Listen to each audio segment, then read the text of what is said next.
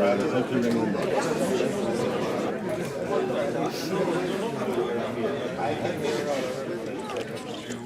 the President and CEO of ICANN, Mr. Rod Baxter. Thank you very much, Wolf Ludwig. This EURALO showcase presents a unique opportunity for the at-large structure members from Europe to introduce their 27 Internet organizations, highlight their Internet-related policies, and present their outreach activities. EURALO consists of 27 at-large structures from all corners of Europe, including ISOC Finland in the north, the Spanish Internet Users Association in the south, and ISOC Bulgaria in the east, and eSeniors in the west. Some of the policy issues that we understand are of particular interest to EURALO members include trademark issues, where EURALO is actively seeking to explain how trademark issues related to the launch of new GTLDs will impact intellectual property and consumer interests, Internet rights, and principles. And I think that these at-large structures are very important for making sure the global public interest is considered in the important trademark decisions. And so the balancing that brings into our policy process, I think, is particularly important and much appreciated. Also, the transition from IPv4 to IPv6. EURALO members are actively contributing to policy debates in Europe on how to ensure that the two can coexist and operate together successfully while the transition is managed and coordinated by so many parties. Finally, protecting end users. EURALO works to ensure that consumer-centric solutions to cyber threats are developed and implemented. And now I'd like to also want to recognize, of course, the chair of ALAC, Cheryl Langdon, is with us. So thank you so much, Cheryl, for your excellent leadership of the at-large organization globally. And now I'd like to briefly introduce Mr. Antti Peltomäki. Mr. Antti Peltomäki is the Deputy General Director of the Directorate General for the Information Society and Media. Mr. Peltomäki used to be the head of the Commission's representation in Helsinki. Prior to joining the Commission in 2006, Mr. Peltomäki worked for almost 10 years in the office of the Prime Minister of Finland as State Undersecretary, then State Secretary for EU Affairs, a very senior position. During 1994, Mr. Peltomäki was posted to the Brussels office of the European Free Trade Association, EFTA, as assistant to the EFTA, or is it EFTA? EFTA Parliamentary Committee. Thank you. From 1988 to 1991, he was head of the International Office of the National Coalition Party. Oh, this one's really going to get me in trouble. Kansallinen kokoomus, where he developed the European policies and maintained with the European People's Party. Trained as a lawyer, Mr. Peltomäki began his career as a coordinator of international research and training courses at the Helsinki University of Technology. My great pleasure to introduce Mr. Peltomäki. Thank you.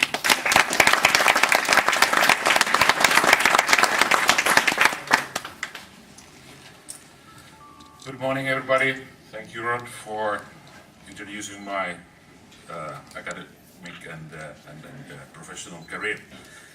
I think that being representing now the European Commission in this kind of event for EURALO users, I think that I feel first very honored, and it's a great pleasure for me, but of course coming from the, so say, European bureaucracy called European Commission, I think that it's really the challenge also for us to meet that kind of a requirement that we are as close as possible to the citizens and the users. But I think that the whole of the nature of the internet, I think it has had a huge effect on the life of the Commission as well as the whole of the society, and I think that the very nature of the internet as a distributed system, it has shaped by its users. And I think it's therefore perfectly natural and logical that the use of internet users should be considered as essential input to the decision-making process related to the governance of internet. ICANN processes allow for involvement of very many different kind of communities, but the question needs to be asked whether the present approach is sufficient. And I think that's the same question that we all public services or that kind of public-private entities have to really address ourselves. But I think that already now we can say that ICANN can be considered a very participative process. It's possible to provide inputs in many ways through the consultations and in open sessions. However, I think of course you as users, you have to ask yourself and ask Rod and us all that ICANN demonstrates where and how this input has been taken into account in the decision-making process of ICANN. But I think that, of course, I here very much to not only to speak, but to listen to you and how you see your own involvement of this process. But a couple of remarks from our own experience in the European Commission. And I think that we have been, I think, for a long time, I think, been following the model that whenever we are introducing any kind of a significant policy initiative, there is a must to have the users or the citizens fully involved. And I think that we have that kind of a standard procedure, what we are calling nowadays public consultations. And I think that has been very much the case when I think that we introduced our latest flagship initiative called Digital Agenda for Europe. And I think that whenever we look at the governance model in that initiative, I think that it's very much based that we are trying to identify the best ways and means to keep users, citizens, governments, parliaments, private, public stakeholders on board. And I think that really giving the input and then having the full ownership and shared with the others. And I think that just to provide one example where these users are now to be, I think, once again tested in this kind of public consultation is net neutrality. I think by the end of this month we will launch public consultation and to be then finished by end of September. And I think that there is then very open way of interacting with all relevant stakeholders, and net neutrality debate, as we all know, is really the concern of all of the internet users. But I think that our normal practice is that after this kind of a public consultation, the Commission makes preliminary analysis of the views, and I think that in their major cases or major policy initiatives, we have also to make that kind of an impact assessment. And I think that these kind of steps where we are consulting widely, then we really have to find out the arguments, pros and cons.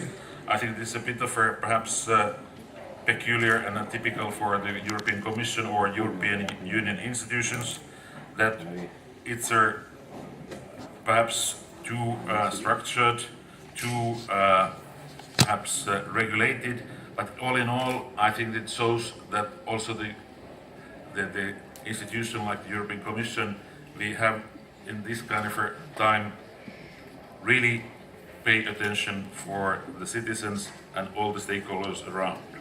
But back to ICANN process in general, I would like to point to need to ensure that all the voices must be heard, not just those who have the resources to follow ICANN process, including the ICANN meetings or fulfill the ICANN's requirement for funding. Finally, I would like to stress that the Commission fully supports the multi-stakeholder approach or process, and that's why it's widely known that the Commission, together with the other EU institutions, namely Council and Parliament, I think we have been, very strongly in favor of the continuation of the Internet Governance Forum as open multi-stakeholder governance model for the Internet. And I think that our new Commissioner, Vice President Neelie Kroes, earlier this week was very much underlining that we should like to see continuation of the IGF, maintaining its non-binding and multilateral stakeholder character. And I think that I would also like to say that we welcome that this principle is also adapted and followed in the European Dialogue on Internet Governance, which allows for a broad discussion of internet governance related subjects on the European level. And I think that finally I would like to say that there are very many ways of seeing the user involvement. but I think it's just been working 2 years, our ICT research and innovation projects. I think more and more there is an understanding that if you really try to get best results, you are applying that kind of a user or demand-driven open innovation model where you try to use the best potential offer, let's say, as widely defined stakeholders around, and I think that users are becoming a real resource for all kind of organizations. Thank you.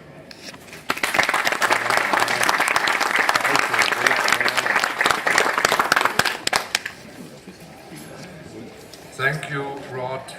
Thank you, Antti Peltomäki, for your very helpful and essential contributions and words.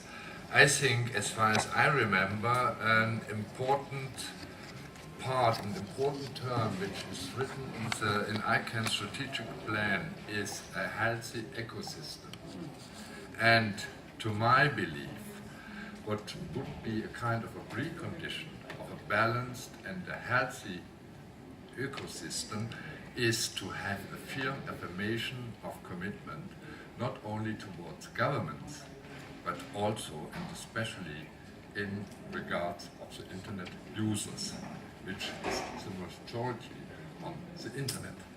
And I think in the interest of the internet users, we at the regional at large organization and at ALEC, we would warmly welcome any commitment in this direction from ICANN, from the European Commission or from the European Parliament.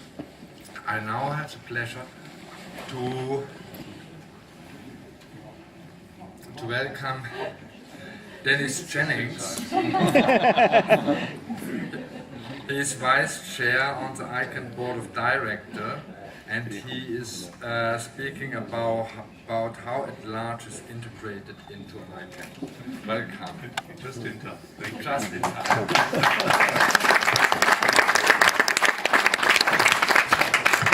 Thank you very much indeed. I got to use some speaking notes because I have been rushing from one meeting to, well, you know how it is at these, and I've just literally leapt from one meeting and rushed down here and got here in time to say something about the importance of at large. And I'm here because just check that I'm here, why I'm here. This is the ELAC EURALO. Fine, good. And the reason I'm here is because ELAC is important to us. It's important to the ICANN board, and EURALO is a very important part of ELAC. And why is that? Well, let's go back to first principles. ICANN is a bottom-up, consensus-based, multi-stakeholder organization, and that's the model, and it's based on the idea, the assertion, the conviction that everybody who has an interest and a stake in the internet should have equal access to the policy-setting process.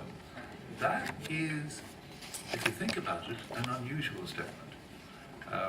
And I'll come back to that in a moment. So, representation of internet users, and I suppose even more broadly, not just users as in registrants, but users as in users of the internet, who are consumers as well as, they're not registrants, they're users, is one of the key elements then of our multi-stakeholder model, and as I say, is unusual and actually sets us apart from other international policy making bodies. It's unusual to consult the end user or consumer, and I think that's an important aspect of what ICANN attempts to do and to a large extent succeeds in doing.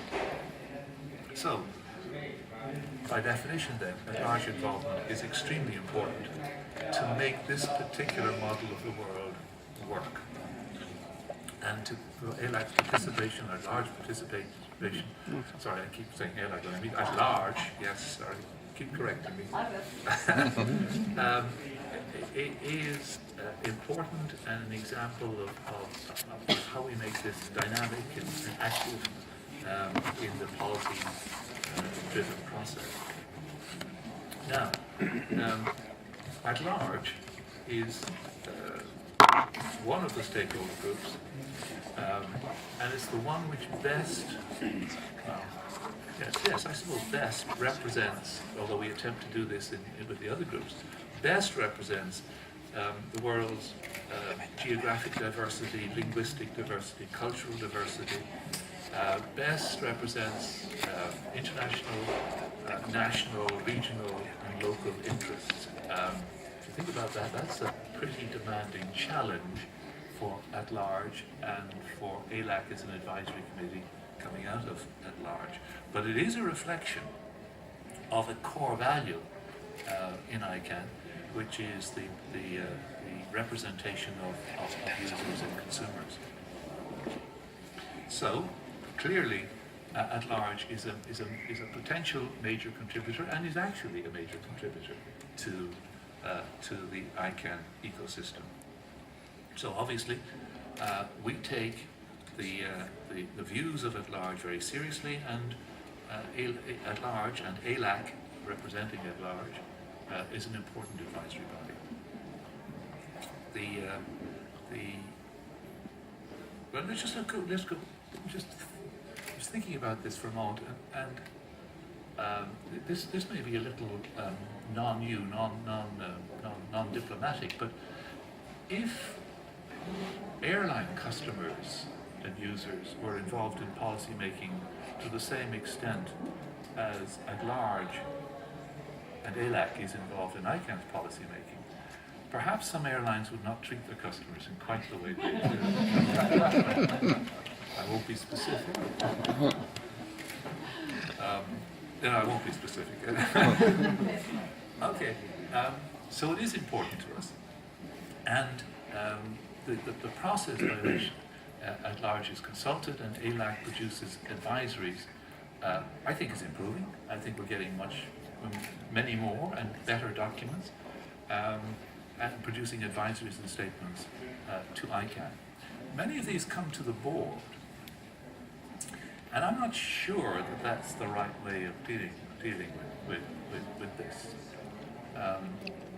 And this segues into a different discussion, and that is the role of the board as an oversight board, not as an oversight, as an oversight board, overseeing the activities. Sorry, that word oversight means different things in English. One is to completely miss the point, as in an oversight, and the other is to oversee. So it's a rather strange word. But anyway, the oversight role of the board is to oversee that these policy development processes are taking place. So actually, the advisory should come into the policy development process in a bottom-up way, rather than sort of launch in at the top, at the board, and expect the board to do something about it. Now, this is an issue that we have to discuss and do better, because an advisory, and you produce lots of excellent documents, that comes to the board sort of goes, what are we going to do with this now? and who do we send it to, and how do we get it into the policy development process? So this is an issue that we need to discuss. ALAC is both an advisory committee representing the views of at large to the board, but also to ICANN as an organization. And the purpose is to the policy development process. So ALAC advised getting in at the right level of the policy development process is an extremely important process that we need better to review. Also, in the various SOs, we have other ways of representing the consumers or the internet users. For example, what is the relationship between at large and ALAC and the non-commercial stakeholder group? Obviously, there is some overlap. How is that expressed? Should it be formally expressed? Or is it best informally expressed? But certainly I see a lot of advice should be coming from ALAC and at large as to how the non-commercial stakeholder group, what the issues they should be addressing, and perhaps how they should be structured. I know you have strong relations with the Government Advisory Committee, the GAC. That's important. I presume, but I don't know, that you have mechanisms and I don't know whether it's at large or other representatives, into the RIRs as part of those policy development processes. And similarly in each country with the CCTO. So there's a whole set of activities here, and I need to perhaps be better coached on how these all fit together. I thought you might. But my point is that particularly in the areas where we do policy development, the board in its overseeing role needs to make sure that at-large advisories are coming into the policy development process at the right level and being distilled as part of the policy development process. Not to say that you still can't go in at board level, but I prefer to see that much of your advice comes in the policy development process, and only when there's an overseeing problem, when there's a problem with the policy development process, you exceptionally appeal to the board. And that's because the board is overworked and it needs to do its overseeing and governance role better and get less involved in the policy processes. But ALAC and at large is extremely important to us. The better you do your job, the better I can do our job, and the more credible we are as the policy development process, the multi-stakeholder, bottom-up, consensus-based policy development organization, this unique and different way of developing global policy. The better job you do, and you're doing an increasingly better job, the better I can do it, and the more credible I can is as the organization we aspire to be, and I think we are. In that context, the RALOs are extremely important, obviously as a major component of at large, and therefore EURALO, your ALO, EURALO, just make sure that I don't offend anybody. EURALO is an extremely important component of that. The seriousness with which we take at large is reflected in the reviews that have resulted in the recommendation that at large select, I keep using select, nominate, select through some process, which I now won't call an election process, a selection process, a director, a voting director who will sit on the board. That process is underway and will be considered by the board at this meeting, and I anticipate that we will move that process on substantially this year. Our goal is to have the at-large director seated at the Columbia meeting in Cartagena, and I think we're on track on that, but of course I can't speak for what the board will actually decide. So, our model of the world requires a clear demonstration of bottom-up consensus and involvement of the users. At large is that mechanism, that tool, that methodology, and the people and representation that we use. EURALO is an important part of that, and so I urge you, first of all, I commend you for what you're doing, and I urge you to reach out in Europe to as many of the user, consumer stakeholders as possible to make EURALO an even better and more important contributor to the at-large work. Thank you for your attention.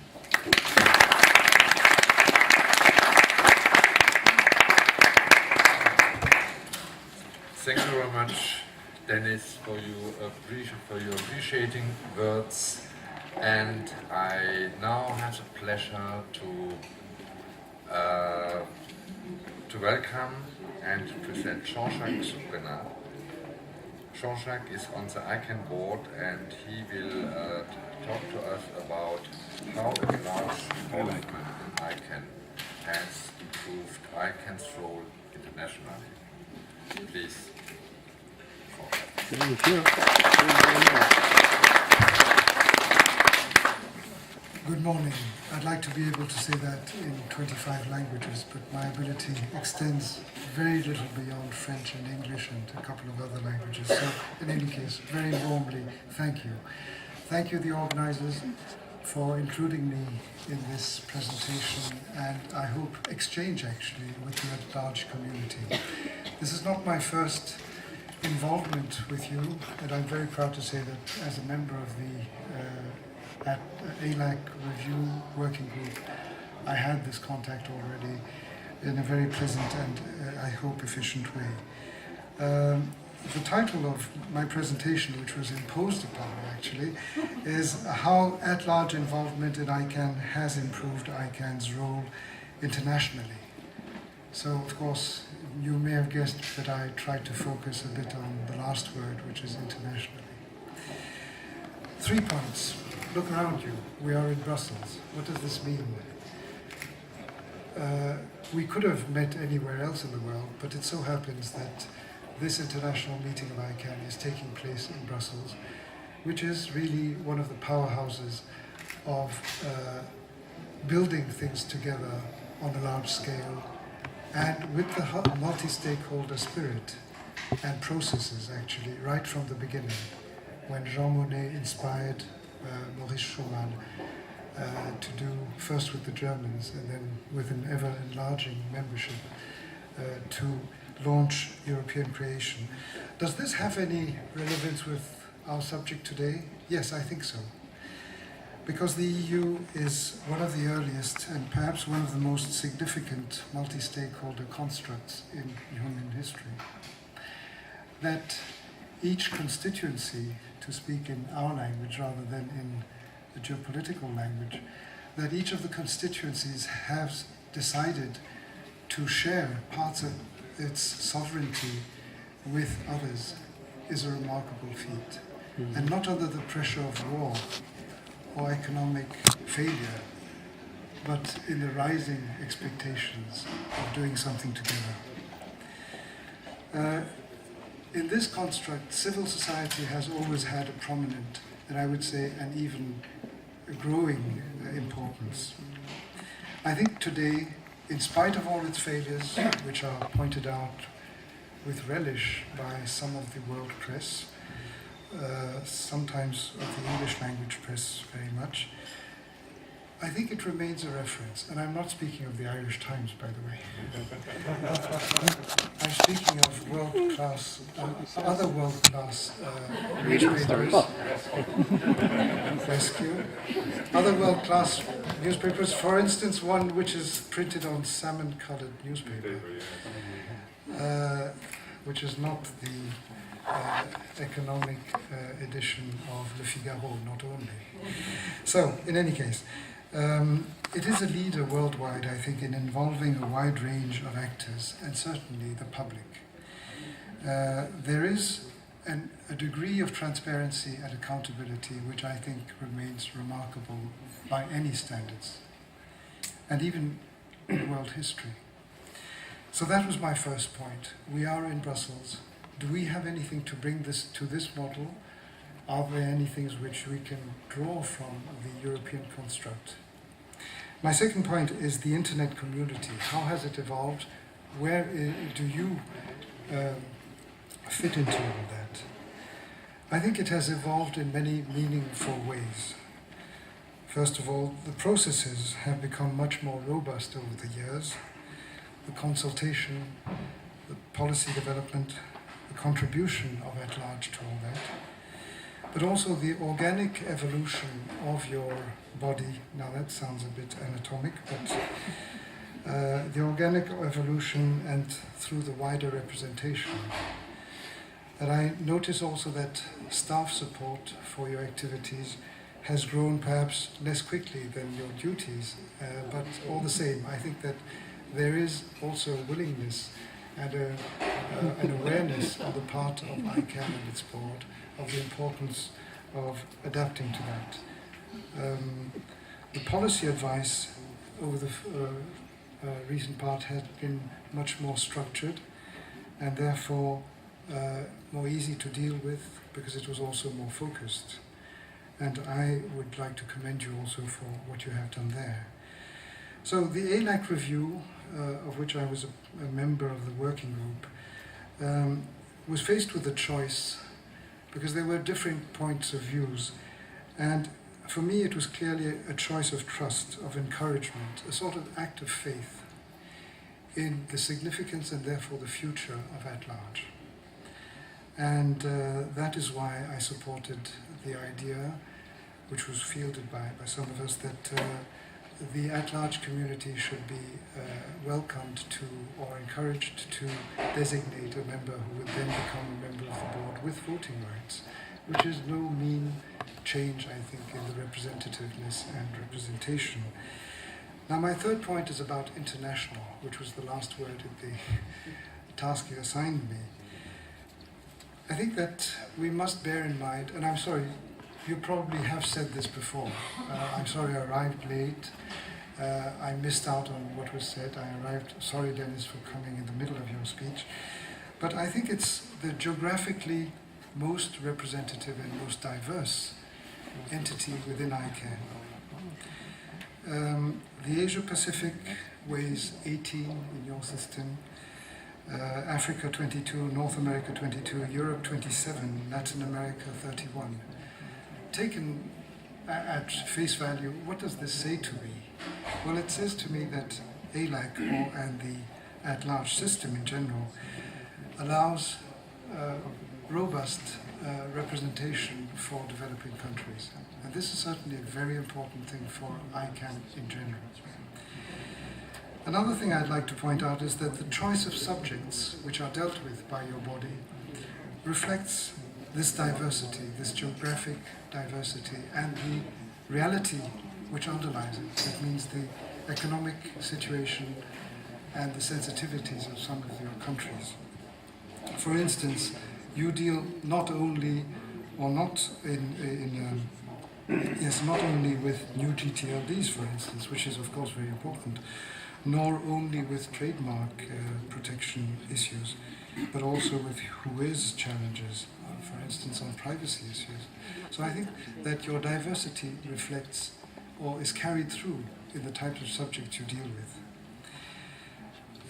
I think that the cultural diversity has also led you to linguistic diversity. And I would like to pay homage here to the seminal role of the at-large structures in bringing this awareness to fruition and to actual performance. Thanks to you, you were the first in ICANN to provide conference interpretation on a regular basis. And this diversity, finally, has also affected, in a very positive way, the modes of participation of the community in ICANN work. I'd just like to mention 2 or 3 things very rapidly. Travel policy, for instance, has had to meet your needs, and I think it's become a general principle. Remote participation was created to a large extent by our chairman, Peter Dengate-Trush, when he created the Public Participation Committee to meet those requirements as well. And for instance, to make ICANN more accessible, for instance, through remote participation. And we saw in Nairobi how important that was and how successful also it was. And this is a tool for the future, and it is partly due to the involvement and the requirements of the at-large community.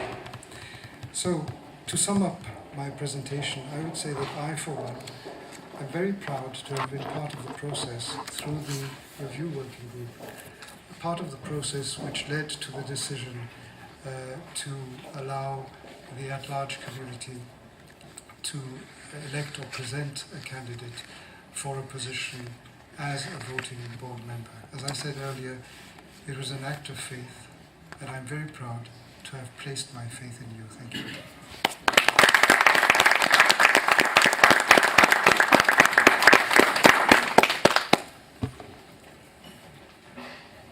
Thanks, Jean-Jacques, for explaining us how at-large has improved ICANN's role internationally, and what was repeatedly mentioned already in all the discourses was that EURALO is, of course, part of ELEC. And I now have the pleasure to welcome Cheryl Langdon-Dorr, who is the chair of our at-large advisory committee.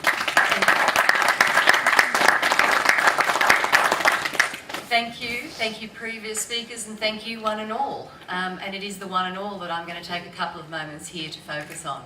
We're here to celebrate EURALO. We're here to look at the enormous growth and change that's gone on from when a few people were selected by the board to be an ad hoc or interim ALAC with certainly from the very start European representation. Europe's voice has been heard in the growth of ALAC and at large as we are today from the very beginning. In fact, it was Europe's voice that was pleading for it to be made a useful, effective, representative and respected part of the ICANN policy development process. We've got now what, 27? It was 25 when this was printed. We can't even keep up with the printing. It was 25 when it was printed, 27, and what normally happens any time 4 or more of you gather together, another at-large structure is coming in to be applied for and due diligence. And it'll be a rare occasion, I would think, that we have a meeting as we do in parallel with so many of the ICANN meetings that we don't get another 2 or 3. So watch this space, 27 will be 30 before we have a moment to think about it. And that's great. Why is that great?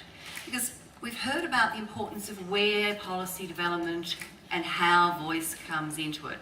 But someone, somewhere, in connection with the internet end user, with the consumer, with the registrant, needs to find out or have knowledge of what the opinion is. The ALAC's 15 people. EURALO constitutes 3 of those 15. Right? 1 generally, regionally, put in by the nominating committee, but from your region. And 2 directly put forward from EURALO. But what's EURALO? What are these RALOs? They're the gathering of the at-large structures. It is edge work being used to collect, coordinate and look at the diversity of view. And in Asia Pacific and in Europe we have a large area, large cultural differences, large linguistic differences and diversity of view. And allow that to be input into the right place and at the right time. And Dennis, trust me, you're seeing the tip of the iceberg. Because the at-large structure members are in those working groups. They're in those teleconferences. They're putting in their public comments. The individual at-large structures, the individuals of them and the regions are putting in their points all along the process. And that is how it should be. Because it's the only way your voice can come to the committee I have the honour of currently chairing and get onto, when it is needed, an awareness agenda. And that's what we should be doing. Not telling the board every time we want our eggs done one way and our ham done another, but saying, hey, we have an issue with Fast Flux. We have an issue. The consumers are telling us we need something to be done at. So as the board and the accountability and the transparency that we're all involved in the moment is being reviewed, is being looked at, the opportunity is here to make your voices heard and implement change. I commend each and every one of you, because thinking back to something Rod said a couple of meetings back, he talked about the cacophony and how we should be celebrating our diversity. Well, that doesn't work when you actually need to get some decisions made at the end. I mean, it just doesn't work. You can't have a cacophony. Billions of people cannot come up and say, my opinion is this, and a policy development process can't work that way. European, as we heard this morning from Ati, he has a particular approach, something very analogous to what we need to do, and we probably should be looking at models that Europe are using to see where we can strengthen and build what we do and need to do into the future. But what we've done by using this particular at-large structure, each and every one of you, all of whom represent hundreds and thousands of others, is find a way to bring that voice as a thread, to be woven at the region, to be developed perhaps to 1 or more coloured cloths when we get to the advisory committee stage. And without that, we can have our voices ignored because it's too difficult to find the pattern. What you do is allow us to find the pattern. Keep it up. We're going to hear, I believe, now from some of these at-large structures on the specific work they're doing, but I want everyone to stop right now and congratulate each other and congratulate yourselves. Without you, we are all nothing.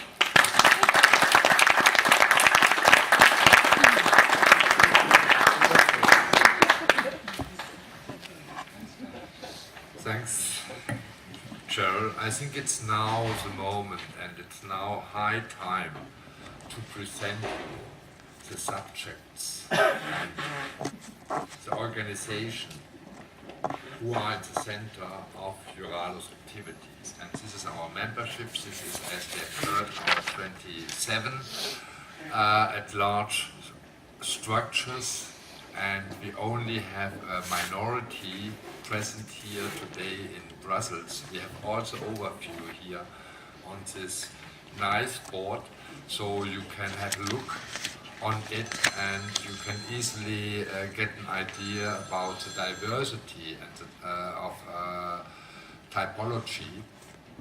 We have member organizations from civil rights movements, mainly from Germany. We have many ISOC chapters. We have consumer organizations. We have senior representations. Our strategic goal is, as soon as possible, having at least one ALS per country in Europe.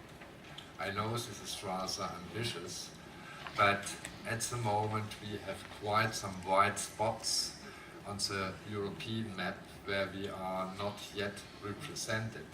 And I think representation is important, and legitimation of representation is important as well. And therefore we need to be based in all parts of Europe, especially in Eastern European countries. And I hope this will increase the variety of our membership. I would wish to have more youth organizations becoming member.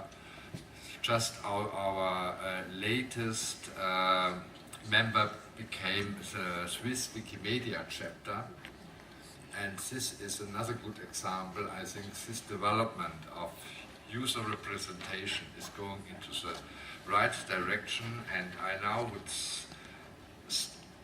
would like to start with the presentation of the individual ALSs. It starts with Rudi from ISOC chapter Belgium. Thank you, Wolf. It's again a pleasure to have you all here in Brussels. We never expected to have you all so soon in Europe and in the center of Europe in Brussels. I'm chairing Internet Society, the Belgian chapter, and I may say that we are even are doing better than our government. We exist for 12 years.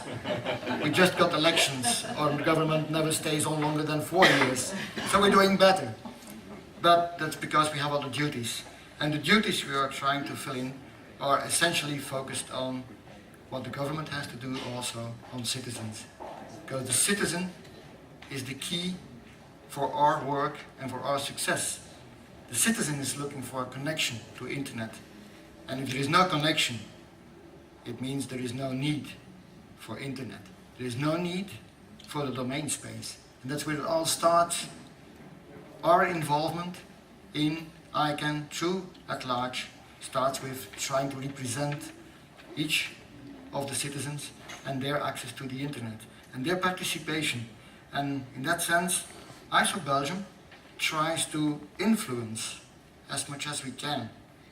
And in the time space that is offered us, as after 4 years we have to restart the work, we try to influence the policy of the government in the sense that they have respect for the privacy of each individual, because that's the most important aspect. If the privacy of the individual is not framed, they have a problem, because the individual will disappear. And one of the focuses we have recently put on the table, and it will be published even this noon in the Belgian press, is one of the issues we have been raising for 3 years now, that the .be is among the worst domain spaces actually in the world. And they have been mentioned yesterday, and that's where I will end my speech. One of the duties I'm trying to cover also is to represent the at-large in the CCNSO. And I really learned a lot in the last 2 years on what is possible, but especially what is not possible. because that's what we have to learn. What is not possible, because that's what we have to change. What's possible we don't have to change. It's the other one. Thank you all for your attention.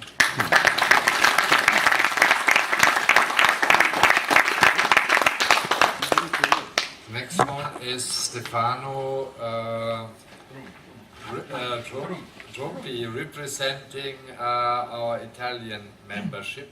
Actually, we have 2 members in Italy. Stefano, it's... Italian membership. Yes, thank you. I will make the use of my 2 minutes as efficiently as possible. I'm representing ISOC Italy. I'm the president of the chapter. And the chapter has been one, maybe the first that came into EURALO at the beginning. And also is a chapter that launched, connected to this announcement of the Belgium chapter, the Internet Bill of Rights in occasion of the IGF 2006 in Athens. So the idea of the human rights and the rights of the users of the Internet is one of our tasks. And the 2 initiatives that we are engaged on is the propagate the internet ecosystem culture. Calling ecosystem, I mean not only technicians, but the lawyers, the economists, the private sector, and the users. So, and then also to listen to the community in order to have inputs, also to transfer to the governments when they are preparing decrees or laws, and sometimes they are not judged so positively by the community. So this is one of the main tasks of the chapter. And another point, we have been instrumental in starting the IGF Italy in 2008, and then trying to establish connection with the other part of the community, starting from the government, from organization of the companies, and the private and the civil society. Thank you.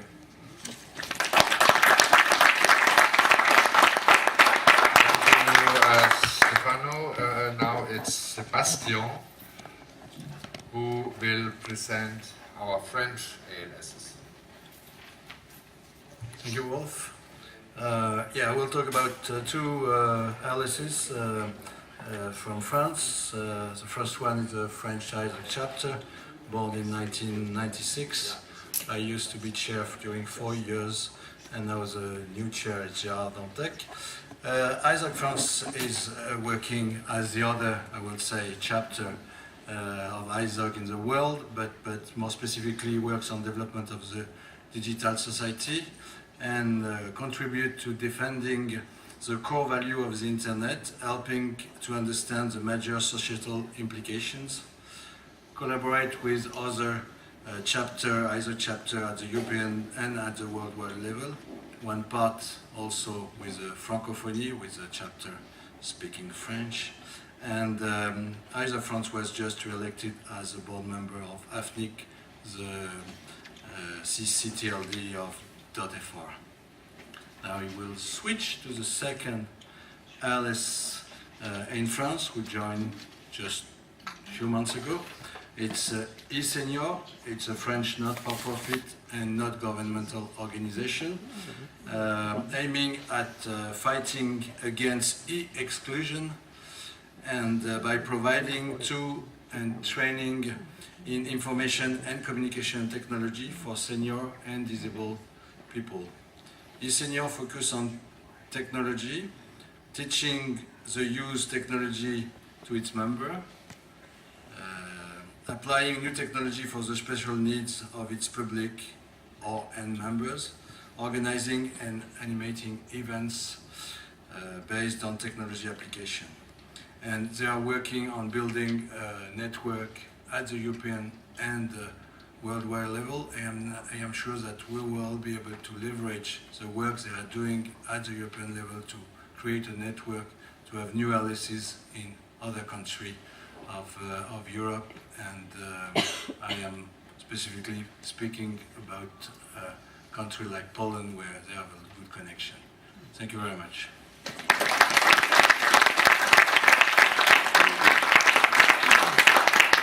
Thanks, Sebastian. And now it's Sandra Hoferichter who will present one of our German ALSs. We have actually 9 ALSs in Germany, and I would like to take exceptionally the German example becoming the average for membership in all European countries. Then we would really become strong. Please, Sandra, you have the floor. We need a bigger country. Thank you. Well, today I'm representing the Medienstadt Leipzig e.V., also known as Netcom Institute, as an English title. Our slogan is we are representing, or we are active in Germany and Europe. We are a non-for-profit structure founded in the 1980s, right after the Iron Curtain breakdown in Germany.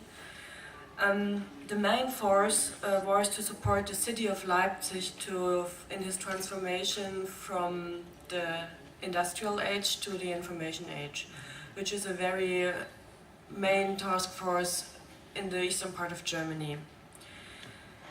The slogan in the 90s was the Media City Leipzig, which was quite successful in the past. The slogan for the 21st century is the Internet City of Leipzig, and this slogan has to be developed, and we are working on this currently. Individuals can become members as long as they support those ideas we are working on. I just want to give you a brief overview which projects we are working on. First, I'd like to mention the ICANN-Studienkreis, which is now running for 10 years already. The first ICANN-Studienkreis meeting was in Leipzig in 2001. Its original idea was a German-speaking Studienkreis discussing ICANN issues, but it turns on to become much more international than we were thinking of. Various ICANN directors were speaking at the ICANN-Studienkreis, and thanks to the support of Switch and Danik, we are in the lucky position to go on with this project.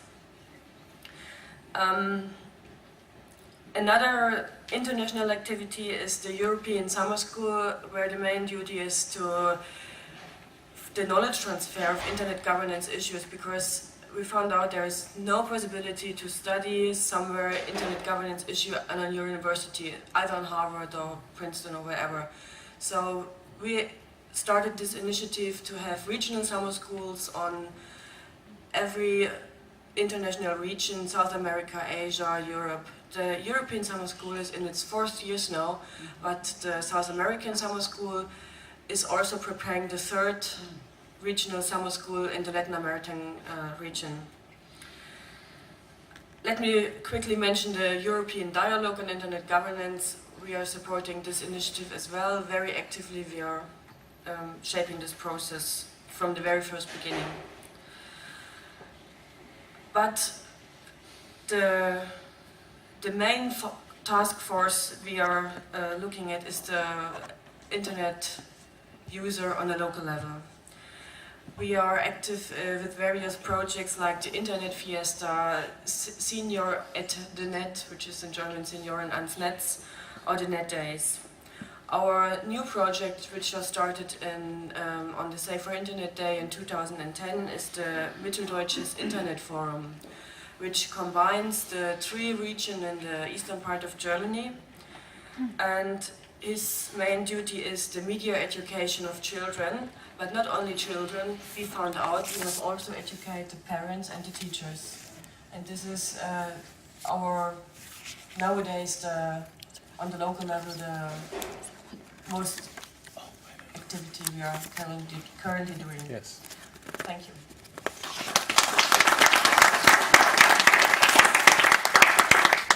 Thank you, Sandra. I think this was a very, very good example how ALSs can contribute to something what I consider as essential. and this is empowerment. Empowerment of users. If we don't want that states feel obliged to do any kind of over-regulation or what was traditionally the media regulation, what couldn't be simply transferred on the internet as we learned in the process of the World Summit on the Information Society. So if we do not want any institutions doing control and filtering, I think it's all about empowerment of internet users.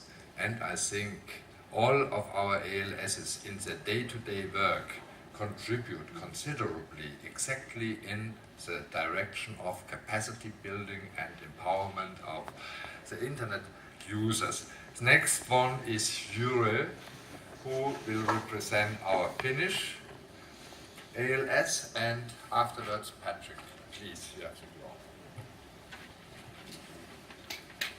Thank you.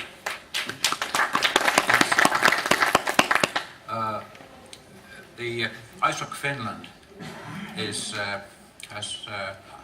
a little bit more than 100 members.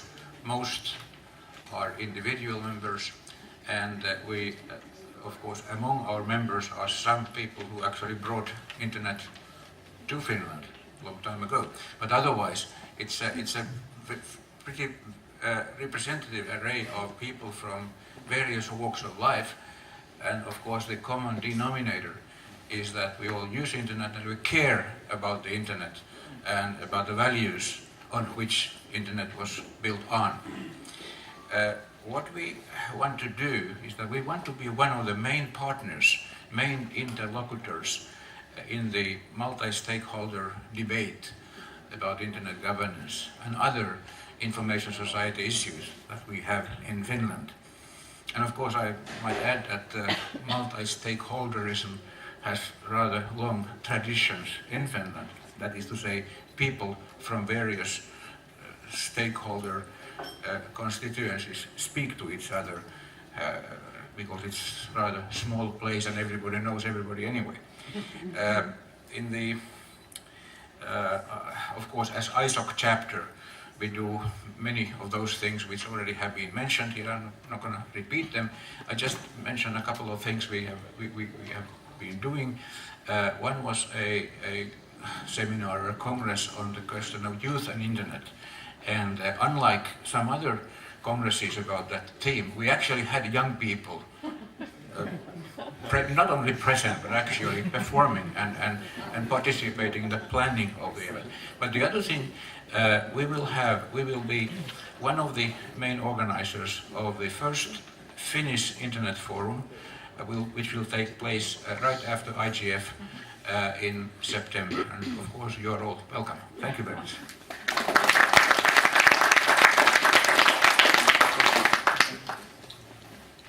Thank you.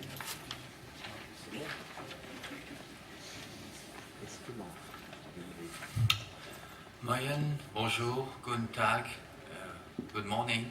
This was just to show you that in Luxembourg we speak several languages, and although it's a small country, people usually speak 3 languages. And for our Luxembourg chapter, this is a major challenge. Because, but it also shows that one of our basic values from the beginning is that from a cultural point of view, we have to be diverse. We have to be diverse and we have to encourage the diversity. Our chapter has been formed 10 years ago, but it's our 10th anniversary this month actually. On the 30th of June, so it's, well, in 7 days from now.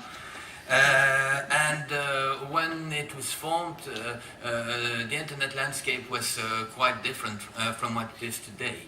Back then, getting an internet connection was quite expensive, and thanks, among others, to the EU regulations, the price of the internet access went down quite a bit.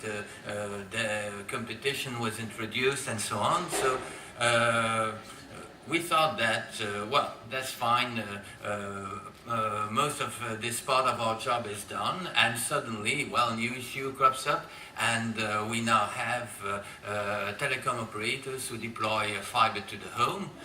That's very nice, very fast, but obviously the fiber is close to competitors. And again, we will have to start working with the telecom regulator, the authorities, to find a way to introduce competition also in the fiber sector.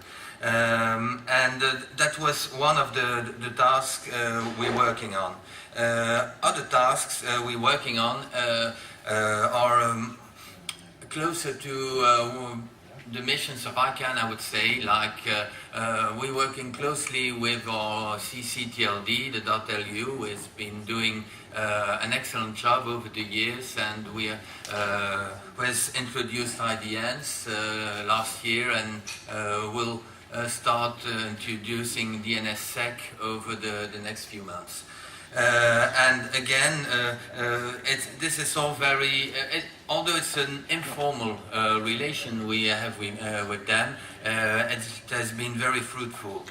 We've been involved in ICANN for a long time. Actually, we have organized the ICANN meeting in Luxembourg in 2005. So, but well before that, we already took part in the activities of ICANN. Well, we're quite fortunate in the sense that one of our board members, myself actually, is also a member of the ELAC, so we are able to have a representative in each and every ICANN meeting, and I would really wish that other ALSs would have that possibility. Unfortunately, as you may have seen, we are, although we are in the center of Europe, it was not possible to bring in all the European ALSs to this meeting, and maybe in the future I hope we will find a way to involve the ALSs more into the ICANN processes, right in the meetings, and as we have done, for example, at the European Summit in Mexico, and which has, sorry, the... Oh, forgive me. Yeah. Yeah. At the at-large summit in Mexico, where all the LSs from the world gathered to Mexico and produced an output that has been considered very important by many among the ICANN community. So this closes my presentation, and I wish to thank you again for your attention.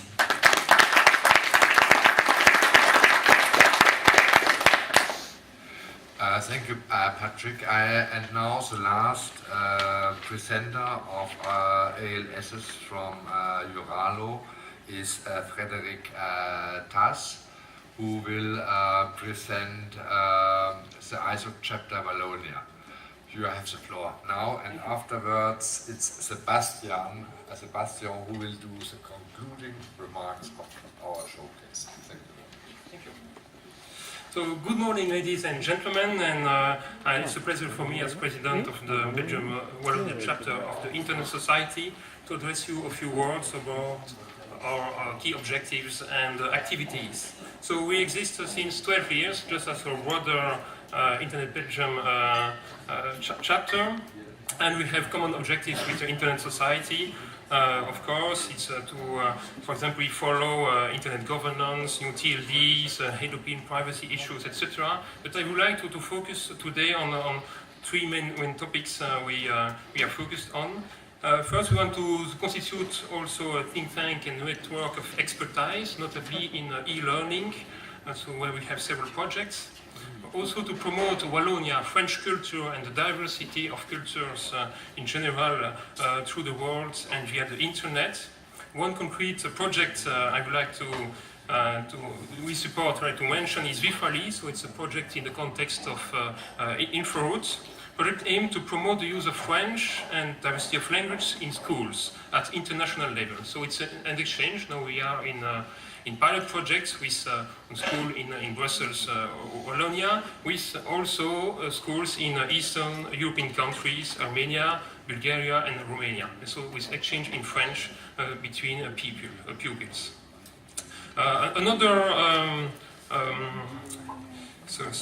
Another objective we have is to promote building relations between citizens and the internet.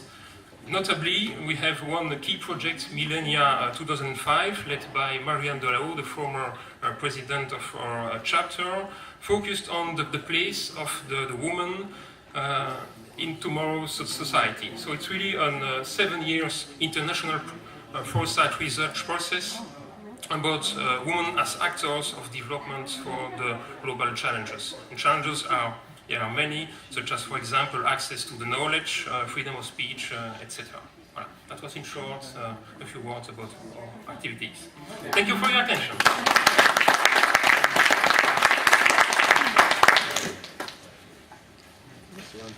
We have one more showing our diversity, and it's Catalonia. Please. Thank you very much, Wolf. Well, I've been given 1 minute, and to make a long story short, I'm going to talk a little bit about ISOCAT, the Catalan chapter of the Internet Society. That chapter was founded in '96, quite a long time ago. It's also a founding member of EURALO. And among its activities, well, beside as any other chapter, try to that there are conferences for people to really understand what's technology about, to try to get the digital barrier, the digital gap broken, and approach that to organize this kind of conferences. But beside that, maybe you remember that ISOCAT was one of the entities that was behind the .cat TLD, .cat candidature. So what's there? That was a big push for the chapter. It attracted quite a lot of effort and people that really joined the program. And well, beside that, ISOCAT is also having one seat in the board of the foundation that nowadays runs the TLD, the domain. Just to finalize and to make it really, really short, ISOCAT is also providing, since maybe already 3 or 4 years ago, a free service of email, right, based on a domain that's also having a .cat, so forever and for everyone, basically people, not companies. And we're quite proud of it because we're close to get almost 1,000 people. So that's all. Thank you very much.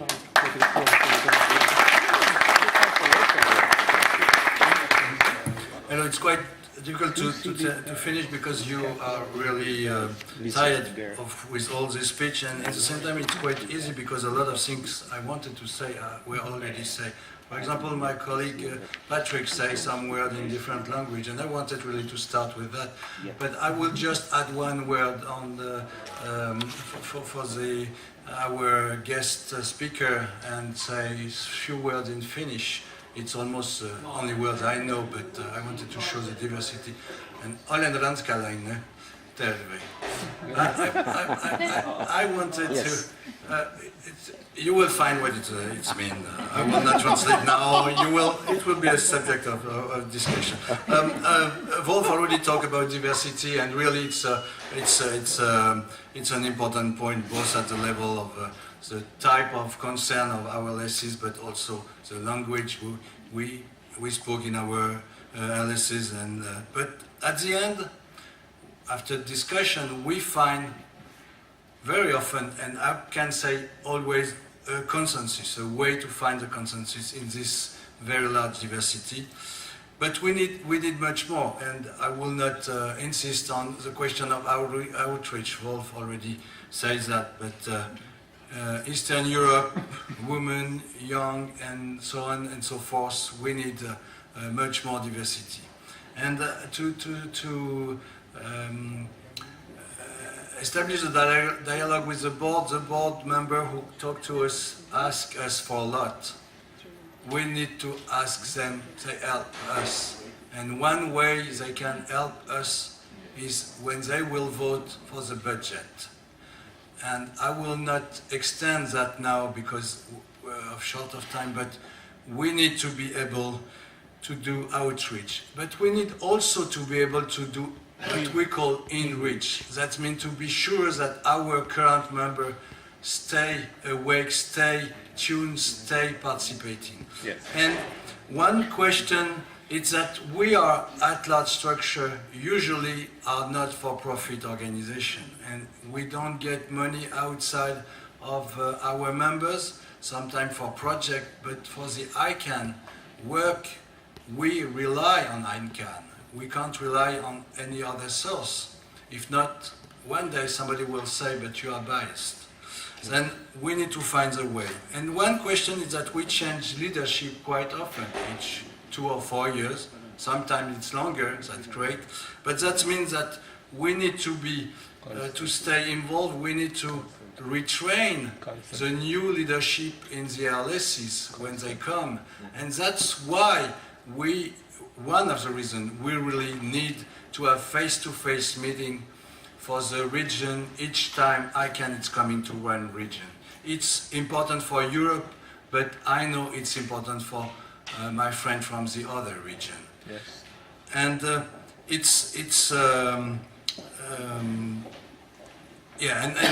Wolf already talked about empowerment, and I will go to my conclusion. I wanted to thank the European Commission to be here, and I want really to say that we need to strengthen our relationship, both with the Commission, with the European Parliament, and with the Council of Europe.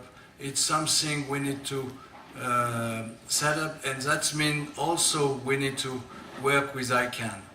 I will just take one example where I think at-large must be involved. When ICANN staff signed a declaration with UNESCO, it was in Paris. Nobody from at-large were invited, even if a vice chair of at-large, it's living not too far from Paris, who could have been there to represent the end user's voice in this very important agreement, because it's for the diversity of the internet and of end users that this agreement was signed. And it's a pity that we can't sometimes, but not always, and that we need to be always in your radar as both board member and staff.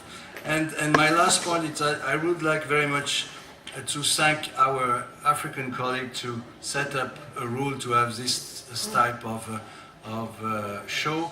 And maybe I want to take another idea from them and to try to see how we can implement it in Europe. They have what they call African, and I would like very much that we try to set up a Hurricane, not too much wind, but to try to find a way to also discuss with RIPE NCC, Center, EURID, and other European organizations. And my last word is to tweak a little bit the slogan of ICANN. We say one world, one internet, everyone connected.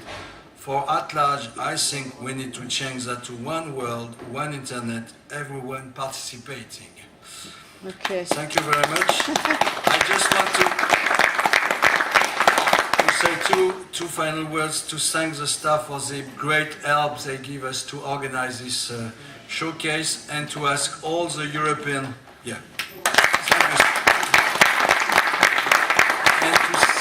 to ask all the European people to come to have a photo of EURALO at this event. And if others from other regions want to join us, I am sure that we will be very happy with that.